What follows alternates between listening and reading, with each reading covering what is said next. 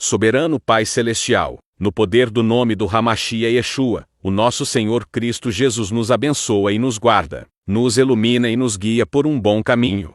Estudo Bíblico, João 5 verso 38. Introdução. João 5 é um capítulo crucial no Evangelho de João, onde Jesus se revela progressivamente como o Filho de Deus, igual ao Pai. Após curar um paralítico no sábado, João 5 versos 1 ao 16, Jesus entra em conflito com as autoridades judaicas, que o acusam de violar o sábado e blasfemar, ao se igualar a Deus. João 5 17 ao 18.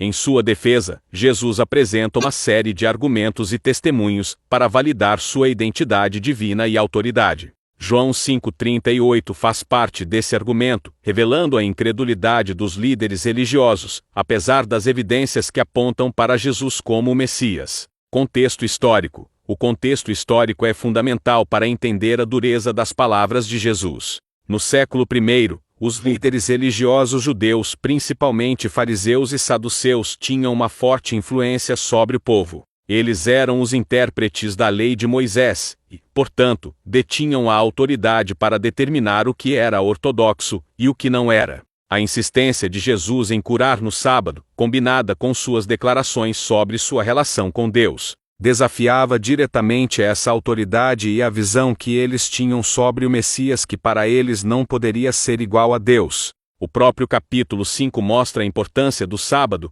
e a interpretação da lei para os líderes religiosos, bem como o uso das Escrituras para justificar seu comportamento. Em João 5:31 ao 47, Jesus usa várias linhas de evidência para dar credibilidade ao seu testemunho, começando com o testemunho de João Batista, depois pelas obras que ele realizou e o testemunho do próprio Deus.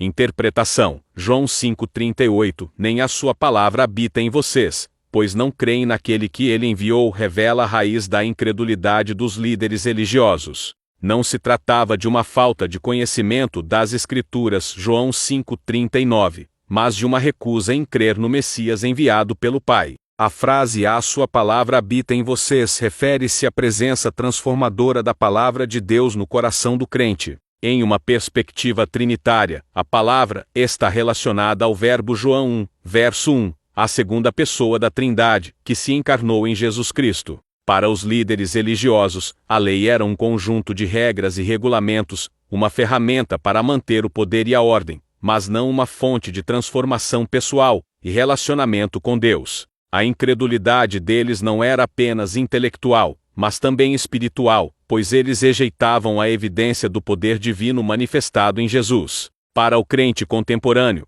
este versículo serve como um alerta para a importância de permitir que a palavra de Deus penetre em nosso coração, transformando-nos à imagem de Cristo. Não basta conhecer as Escrituras intelectualmente, é preciso crer em Jesus Cristo, como o Messias enviado pelo Pai, e deixar que sua palavra nos guie e transforme. A falta de fé genuína impede que a palavra de Deus habite verdadeiramente em nós. Veja as referências cruzadas. João 1 verso 14. Aquele que é a palavra tornou-se carne e viveu entre nós. Vimos a sua glória, glória como do unigênito vindo do Pai, cheio de graça e de verdade. Este versículo reforça a ligação entre a palavra e a pessoa de Jesus Cristo. A palavra que deveria habitar nos líderes religiosos era o próprio Jesus. 1 João 2:24. Quanto a vocês, cuidem para que aquilo que ouviram desde o princípio permaneça em vocês. Se o que ouviram desde o princípio permanecer em vocês, vocês também permanecerão no Filho e no Pai.